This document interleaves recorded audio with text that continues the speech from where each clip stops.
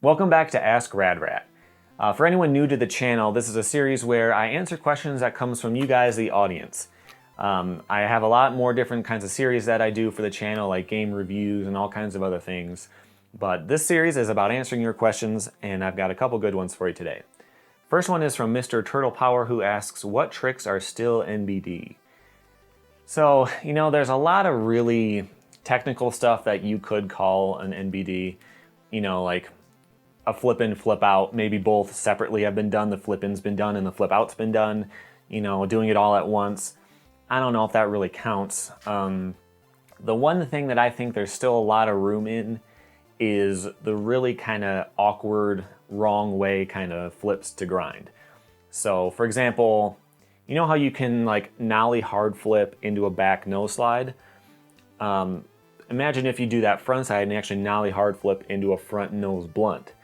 So you'd have to kind of nollie up over it, have the board tail dive and flip while you switch directions and land in a nose blunt. So I don't know if that's been done in particular, but there's kind of a whole category of making the board go the awkward wrong way and catching up with it the other side. I think there's a lot of those that haven't been done yet. I don't think I've ever seen a double impossible, a legitimate one. I've seen an impossible late 360 shove it where it kind of loses your foot.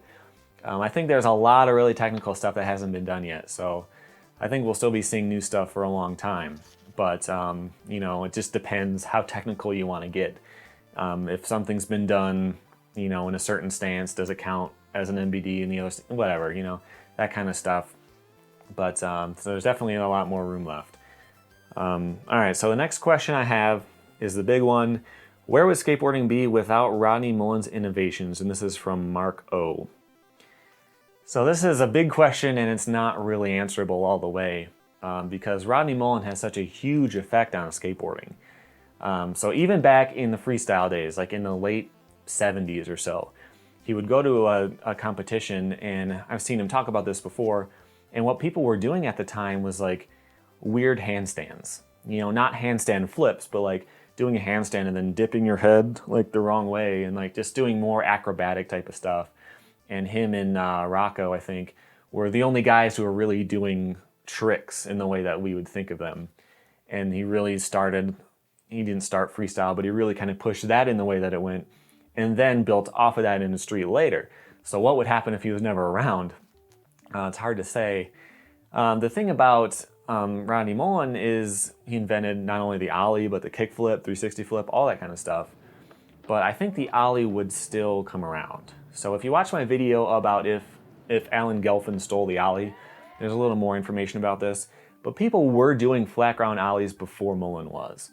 He was just the first one to really get height and kind of do it in a modern way where, he got a decent amount of height and can do stuff with it. Before that it was just like ollie up a curb or something, a few inches. But, still I think that would have developed eventually anyway. I just don't know how long it would have taken. And one of my favorite stories about how about getting sponsored was when Natas Kaupas got sponsored way back in the day.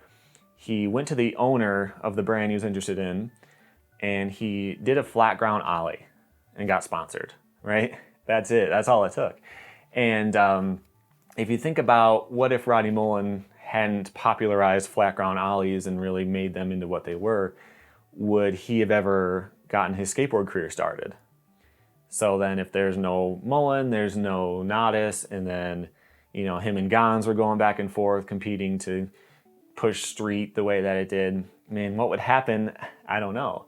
It's possible that skateboarding, it kind of died out in the 80s. Maybe it would have died out a lot more. So the thing about street, the way that developed is it's just more accessible. So you can go do it. You don't have to build a ramp in your backyard. You can just go outside and do it. And if no one was doing ollies and kickflips and that kind of stuff, street might not have been that interesting, and then maybe no one would have been interested in skateboarding at all because he didn't want to build a ramp. So without Rodney Mullen, who knows? Skateboarding would either look completely different or it would be about as popular as whatever, soap shoes, these days. I don't know. I'd like to hear your comments on that and see what you think about that. It's a pretty interesting topic, and there's no way to really know for sure. But that's it for this time. I've got a lot more questions coming for you this week and next week. So if you have any more questions, put them in the comments. I don't always get to them right away because I like to do these in batches, but I will read all the comments. So if you got a question, put it in there. I will make sure to make a note of it if it's something I can talk about on camera. So thank you for watching. I have a lot more than just this. Here's some more of the videos that I've done recently you might want to check out. Thanks for watching.